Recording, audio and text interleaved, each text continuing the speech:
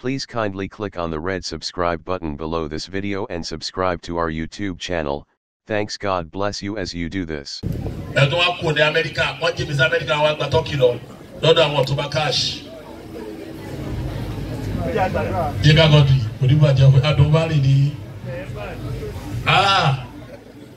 Long we have a melody at you. Baba Gabilo.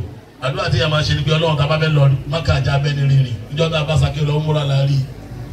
Iko Kuga, Oya Duayeto, what to low to Hulu. Oro Isaki, Killa Fadina Generati.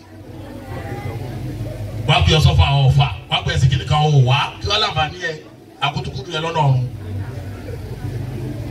Why don't you okay? Alhamdulillah. Alhamdulillah. Ah, Baba Majesta. Baba Majesta. Allah lu barkeya. Alhamdulillah.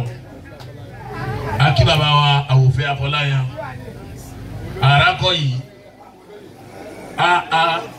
Ọlọ́run ṣeun. Arari. Ara tó wá dán rí Ọlọ́run ṣe adúgbò lọ́wọ́ rẹ̀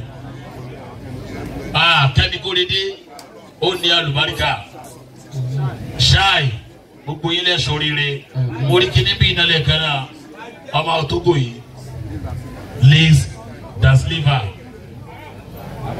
àwòfẹ́ adúgbò ó yé mi ẹ̀yà ẹ̀ bá náwó sí Mukari ẹ̀ dákun. Alaya daru. Eba no si mukari te wole méjèèjì. La yadkhuluki huzna. Ìbànújẹ́ tí o máa bá ọ tí wọ́n máa gbé ẹ dìgbàdìgbà káàkiri ọlọ́mọdé tó sí ọ. Wala yaghdur bi sahibiki zamanu. Sanjineti kọ́ yìí. Wọ́n àbọ̀ ń bí ẹ bá fi kíní kọ́fà orí ẹ̀. Ẹ bá fi kíní kọ́fà orí ẹ̀ kọ́ wájú kò tí ì lóun kẹ́ Òṣòdì bí. Ala yadaru. Ó ní owó ní ọwọ́ Ọlọ́run mú wálé ni. La yadkhuluki huzna. Wa bá jẹ́rẹ̀tì tí ó sì rẹ̀ láti àbíbí rẹ̀ àbúrò rẹ̀ ẹjọ́ ra yẹ ọjọ́ kò sẹ́gbẹ̀ẹ́ ara yìí. Èèyàn rí lọ́wọ́ ọjọ́ mo yàrá kí á mọ̀ lè. Bọ́lá wọn sì sí ọjọ́ náà ọ̀gá ló yé fún rẹ̀ aláì sẹ́ńtínẹ́tì náà òun náà tún láwọn ọjọ́ o bí àwọn bá yá àwọn nínú ìjọ ẹni sẹ́ńtínẹ́tì wà olójú yóróyóró bá Yorùbá ẹ̀dá bá náwó sí Múkà. Ala yadaru. Dáwọ̀ rẹ̀ méjèèjì Múkà. La yadkhuluki huzna.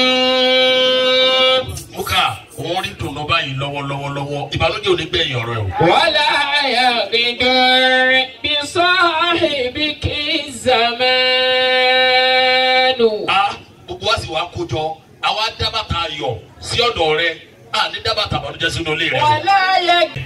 Sákèrè ọmọlámínà wọ́n wá dábàtà ayọ̀ sínú ilé rẹ̀.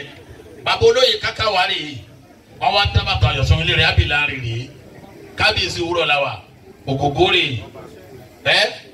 la ilaha illallah mọ́fìrì ọ̀gání Adam Koko Zaria ọba everybody wá Baba Majesta wọ́n wá dábàtà ayọ̀ sínú ilé rẹ̀ níwọ̀n nìkan ọmọ ọdún mélòó ni ẹ lọ́jọ́ ṣẹ́ lọ́jọ́ táwọn èèyàn ráyè tí kálukú palẹ̀ mọ́ ọdún lọ́wọ́ wà ó sì gbé ayé sì dá ẹ lóhùn àwa tá a dábàtà yọ sínú ilé rẹ̀ ní dábàtà àbọ̀rún jẹ́ sínú ilé rẹ̀. Wala yaghdur bi sahibiki zamanu. Múkà ó ti wà lókè o ò ní jábọ̀ o. Wala yaghdur bi sahibiki zamanu. Ọlọ́run ló parí ọ̀rọ̀ yẹn bá. Wala yaghdur bi sahibiki zamanu. Sákẹ́lámínà ọgbẹ́ láyé kí ni wọ́n máa bí àwọn kan. Àṣeyọrí tiẹ̀ báyìí ìbànújẹ́ ló máa jẹ́ fáwọn ọ̀tá. Àṣeyọrí rẹ̀ ìbànújẹ́ ló máa jẹ́ fáwọn ọ̀tá. Múkà ó ti láṣeyọrí o. o ní ṣàṣìtì wọn nù ayé. Amina. iná àti iná ẹ bá mi kà fún. Bismillahirrahmanirrahim. Inna a'tainaka al-kawthar. Fasalli li rabbika wanhar. Inna shani'aka huwal abtar. wà á kọjú báyìí abẹ́bẹ́ dúpẹ́. ẹni táwọn akọ́kọ́ pé ló jẹ́ kí n mú àyà kan wálé kan.